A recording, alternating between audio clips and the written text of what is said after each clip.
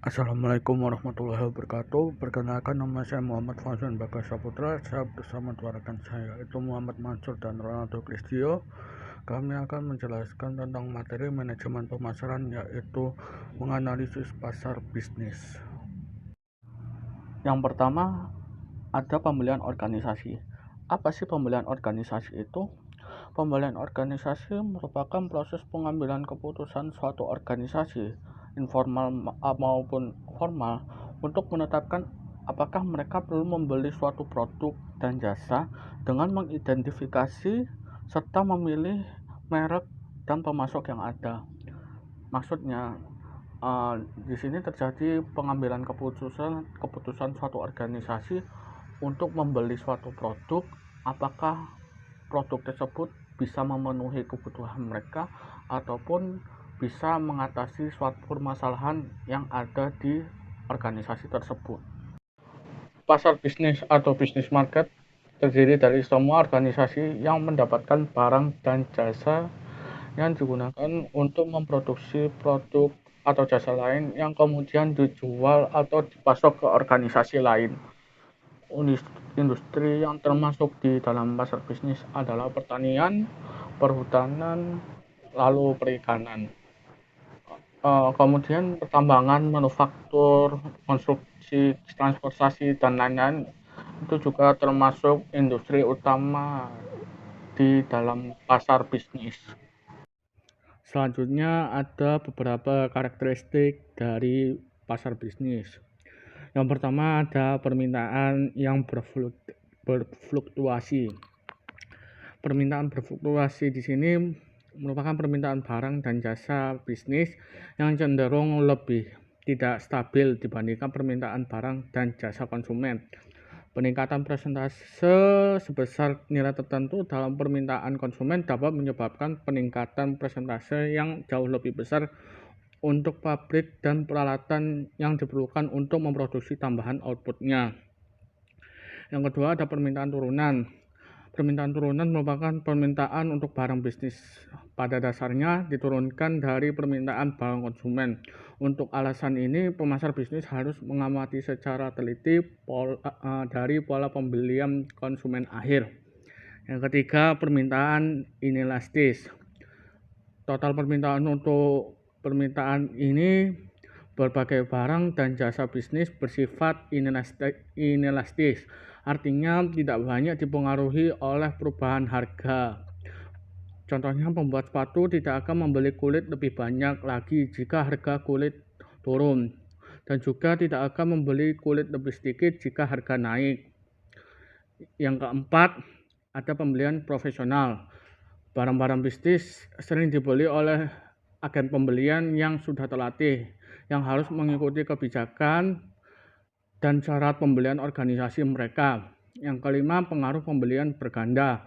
Umumnya, keputusan pembelian bisnis dipengaruhi dari lebih banyak orang. Komite pembelian terdiri dari ahli-ahli teknik dan bahkan manajemen senior menjadi pihak yang sering melakukan pembelian barang-barang utama. Yang keenam, ada pembeli yang terkonsentrasi secara geografis. Nah, contohnya di sini lebih dari setengah pembeli bisnis di Amerika Serikat terkonsentrasi di 7 negara bagian, seperti New York, California, Pennsylvania, Illinois, Ohio, New Jersey, dan Michigan. Mereka berkonsentrasi secara geografi di sini, terkonsentrasi di beberapa daerah, fokus di beberapa daerah. Yang ketujuh ada pembelian langsung. Pembeli bisnis sering membeli langsung dari produsen dan tidak melalui perantara. Jadi langsung dari produsen, tidak melalui perantara. Yang kedelapan, hubungan pemasok pelanggan yang erat. Karena basis pelanggan yang lebih kecil serta pengaruh dan kekuatan pelanggan yang lebih besar, pemasok sering diharapkan bisa menyesuaikan penawaran merek dengan kebutuhan pelanggan bisnis secara individu. Yang terakhir yaitu pembeli lebih sedikit tetapi lebih besar. Pemasar bisnis biasanya berhubungan dengan pembeli yang jauh lebih sedikit tetapi jauh lebih besar dibandingkan pemasar konsumen. Selanjutnya, situasi pembelian. Pembeli harus memutuskan banyak hal sebelum melakukan pembelian.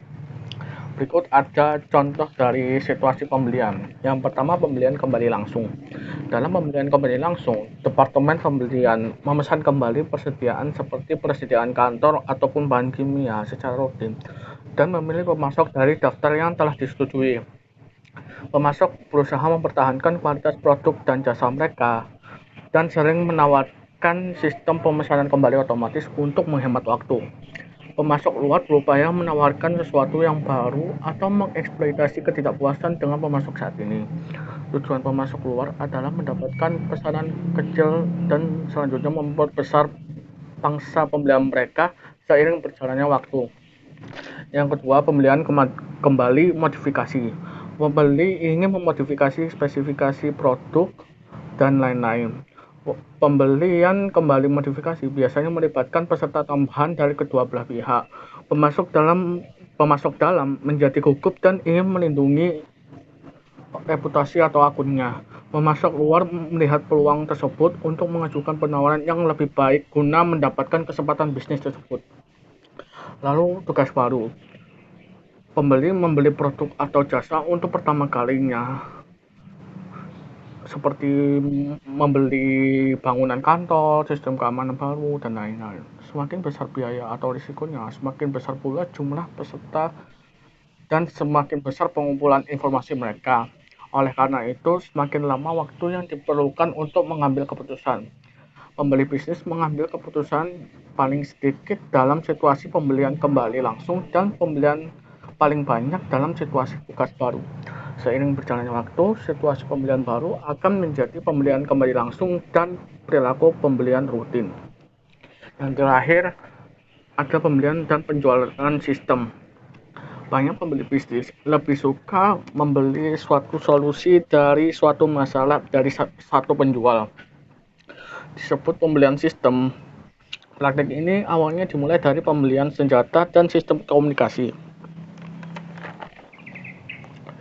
Penjual semakin menyadari bahwa pembeli suka membeli dengan cara lain, dan banyak penjual yang telah menerapkan penjualan sistem sebagai alat pemasaran. Salah satu varian dari penjualan sistem adalah penetapan kontrak sistem, di mana satu pemasok tunggal menyediakan semua kebutuhan persediaan pembeli. Berikut ada beberapa peserta dari proses pembelian bisnis. Yang pertama ada inisiator atau pencetus. Pencetus di sini merupakan pengguna atau orang lain dalam organisasi yang meminta pembelian sesuatu. Yang kedua, user atau pengguna. Pengguna di sini merupakan mereka yang akan menggunakan produk ataupun jasa. Dalam banyak kasus, pengguna mencetuskan proposal pembelian dan membantu mendefinisikan persyaratan produk. Yang ketiga, influencer atau pihak yang mempengaruhi. Influencer di sini merupakan orang yang memengaruhi keputusan pembelian, sering dengan membantu mendefinisikan spesifikasi dan menyediakan informasi untuk mengevaluasi alternatif-alternatif. Personel teknis adalah influencer yang sangat penting. Influencer di sini seperti selebgram yang sering di-endorse suatu produk dan membantu memasarkan suatu produk yang di-endorse tersebut. Nah, nanti akan timbul orang-orang yang akan terpengaruhi untuk membeli produk yang di-endorse oleh selebgram tersebut. Yang keempat, decider atau pengambilan keputusan. Decider di sini merupakan orang yang memutuskan persyaratan produk atau pemasok. Yang kelima, approver atau pemberian persetujuan. Approver di sini merupakan orang yang mengotorisasikan tindakan yang direncanakan oleh pengambil keputusan atau pembeli. Yang keenam, buyer atau pembeli. Buyer di sini merupakan orang yang mempunyai otoritas resmi untuk memilih pemasok dan mengatur syarat pembelian. Pembeli dapat membantu menyusun spesifikasi produk, tetapi mereka memainkan peran utama dalam memilih vendor dan bernegosiasi. Dalam pembelian yang lebih rumit, pembeli bisa melibatkan manajer tingkat tinggi. Yang terakhir ada gatekeeper atau menjaga gerbang. Gatekeeper di sini merupakan orang yang mempunyai kekuatan untuk mencegah penjual atau informasi agar tidak menjangkau anggota pusat pembelian. Misalnya, agen pembelian, resepsionis, dan operator telepon dapat mencegah wariniaga agar tidak menghubungi pengguna atau pengambil keputusan. Pembelian pada organisasi, yaitu ada dua pembelian pada organisasi. Yang pertama ada sistem pembelian dan yang kedua adalah sistem penjualan. Yaitu sistem pembelian yaitu ada dua macam, yaitu ada penyedia tunggal menyediakan keseluruhan paket atas kebun pembeli, dan yang kedua yaitu menyediakan solusi. Dan solusinya itu gimana menyediakannya, atau bisa batal jual atau tidak. Dan yang kedua adalah sistem penjualan, yaitu produsen menjual seluruh sistem. Dan yang kedua adalah pemasok menyediakan semua kebutuhan pemeliharaan, perbaikan, dan pengoperasian. Proses pembelian, dan pada prinsipnya itu pembeli bisnis itu berusaha mendapatkan paket manfaat tertinggi, ekonomi, teknik, jasa, sosial, dan tinjau dari sudut pandangnya biaya penawaran pasar. Tugas pemasar ialah membuat penawaran pengurungan yang mengantarkan nilai-nilai pelanggan dengan unggul, yaitu kepada pembeli sasaran. Keragaman pemasok adalah suatu keuntungan yang memungkinkan itu tidak ada harganya. Tahap-tahap proses pembelian, yaitu proses pembelian itu dimulai dari pengenalan wajah, yang kedua itu deskripsi kebutuhan umum dan deskripsi produk. Yaitu yang pertama adalah pengenalan wajah, yaitu proses pembelian ini dimulai ketika seseorang menyadari dengan adanya itu masalah atau kebutuhan yang dapat diatasi dengan cara memperoleh barang ataupun jasa. Dan yang kedua ini adalah mendeskripsikan kebutuhan umum dan spesifik produknya, yaitu dengan menentukan karakteristik umum dari barang yang diperlukan. Pemasaran ini dapat membantu dengan menerangkan bagaimana produk mereka itu memenuhi bahkan melebihi kebutuhan pembeli. Dan ini adalah tahap-tahap proses pembelian, yaitu yang pertama pencarian pemasok. Itu pembeli ini tuh mengidentifikasi pemasok yang paling tepat itu melalui direktur perdagangan dan kontak dengan perusahaan lain, pameran dagang ataupun internet, keunggulan dari pembelian bisnis online. Itu yang pertama, memangkas biaya transaksi pemasok. Yang kedua itu mengurangi waktu pemesanan pengiriman. Yang ketiga itu adalah mengkonsolidasikan sistem pembelian, dan yang keempat ialah memperkuat hubungan langsung antar mitra dan pembeli. Dan tugas pemasok yaitu memastikan dirinya mempertimbangkan ketika pelanggan itu sedang berada di pasar atau di luar jangkauan pasar dan mencari pemasoknya. E-procurement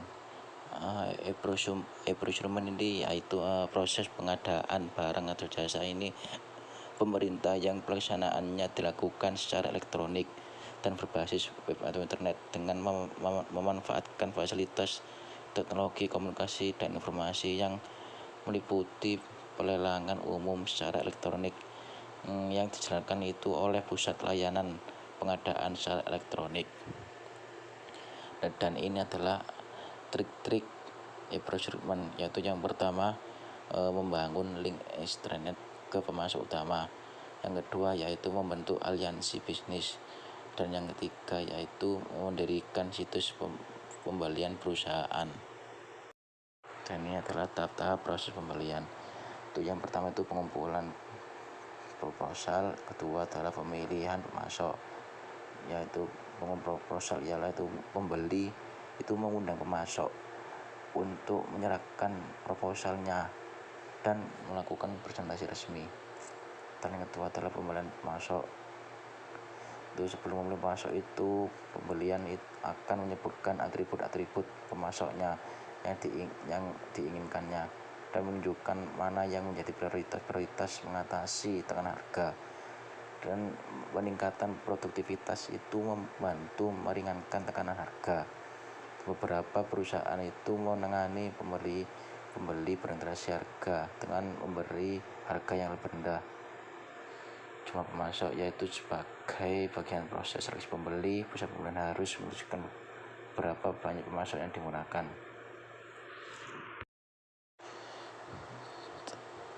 Dan yang ketiga ini adalah spesifikasi pesanan rutin, yaitu pembeli menegosiasikan pesanan akhir, yaitu membuat daftar-daftar spesifikasinya itu teknis, jumlah yang diperlukan, waktu pengiriman yang diharapkan, dan seterusnya. Yang terakhir 4 yaitu pemilihan pemasok. Pembeli ini tuh meninjau kinerja pemasoknya terpilih secara berkala dengan menggunakan salah satu dari 3 metode ini. Tinjauan kinerja bias membuat itu pembeli melanjutkan memodifikasi atau mengakhiri hubungan dengan pemasok. Langkah pertama adalah untuk melakukan riset pelanggan. Berikut ini adalah sejumlah metode dalam riset yang produktif. Yang pertama, penilaian engineering internal. Di sini meminta insinyur perusahaan menggunakan skill uji laboratorium untuk memperkirakan karakteristik kinerja produk. Yang kedua, penilaian nilai dalam pengguna di lapangan. Kita dapat menawarkan pelanggan tentang beberapa biaya penggunaan, seperti produk baru dibandingkan biaya penggunaan saat ini. Tiga, menentukan nilai kelompok fokus. Bertanya kepada pelanggan dalam kelompok fokus pada nilai yang mereka berikan untuk penawaran posisi pasar potensial. Keempat, pertanyaan survei langsung. Di sini kita dapat meminta pelanggan untuk memberikan nilai dolar langsung pada satu atau lebih perubahan penawaran pasar. Kelima, analisis gabungan. Kita dapat meminta konsumen menyusun preferensi mereka atas penawaran atau konsep pasar alternatif. Yang keenam, tolak ukur. Perhatikan penawaran tolak ukur pada pelanggan dan selanjutnya penawaran pasar yang baru. Ketujuh, pendekatan komposisional. Mintalah pelanggan memberikan nilai moneter pada masing-masing dari 3 tingkat alternatif atribut tertentu. Yang terakhir, peringkat penting. Mintalah pelanggan menyusun peringkat arti penting berbagai atribut dan kinerja pemasok mereka untuk masing-masing peringkat ini. Dalam hubungan antara agen periklanan dan klien, mengilustrasikan penemuan-penemuan ini. Yang pertama, dalam tahap pembentukan hubungan. Salah satu mitra mengalami pertumbuhan pasar yang substansial. Yang kedua, ketidakmisteriusan informasi antara mitra menyiratkan bahwa kemitraan akan menghasilkan lebih banyak laba dibandingkan jika mitra berusaha menginvasi wilayah perusahaan lainnya. Ketiga, setidaknya salah satu mitra menempatkan penghalang yang tinggi di pintu masuk sehingga mencegah mitra lain memasuki bisnis. Yang keempat, ketidakseimbangan ketergantungan sehingga satu mitra dapat mengendalikan atau mempengaruhi mitra lain. Dan yang terakhir, salah satu mitra mengambil keuntungan dari ekonomi skala yang berkualitas dengan hubungan ini. Hubungan pembeli-pembeli digolongkan menjadi 8 kategori berbeda. Pertama, pembeli dan penjual pasar. Kategori ini merupakan pertukaran sederhana dan rutin dengan tingkat pertukaran kerjasama dan informasi yang moderat. Kedua, pembelian per elemen. Di sini hubungan ini memerlukan lebih banyak adaptasi oleh penjual, serta pertukaran kerjasama dan informasi yang lebih sedikit. Tiga, transaksi kontraktual. Pertukaran ini didefinisikan berdasarkan kontrak resmi dan biasanya mempunyai tingkat kepercayaan kerjasama dan interaksi yang rendah.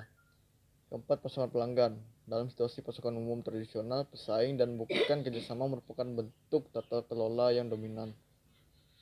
Kelima, sistem kerjasama. Mitra dalam sistem kerjasama memiliki cara-cara operasional yang seragam. Keenam, kolaborasi. Dalam pertukaran kolaborasi, sebagian besar kepercayaan dan komitmen menimbulkan kemitraan sejati. Adaptif di kedua pihak. Pembeli dan penjual melakukan banyak adaptasi hubungan khusus, tetapi harus mencapai kepercayaan dan kerjasama yang kuat. Pelanggan adalah raja dalam hubungan yang erat dan kooperatif. Ini penjual menyesuaikan diri untuk memenuhi kebutuhan pelanggan. Risiko oportunisme. Di sini ada 3, koordinasi vertikal, yaitu memperkuat ikatan pelanggan penjual sekaligus meningkatkan risiko terhadap investasi khusus. Kedua, investasi khusus, pengeluaran yang dirancang khusus untuk perusahaan tertentu dan mitra ternilai. Dan yang terakhir adalah oportunisme. Di sini perbuatan curang dengan tidak menghantar nilai yang diharapkan. Dalam kurung sering terjadi di B2B. Pasar lembaga dan pemerintah.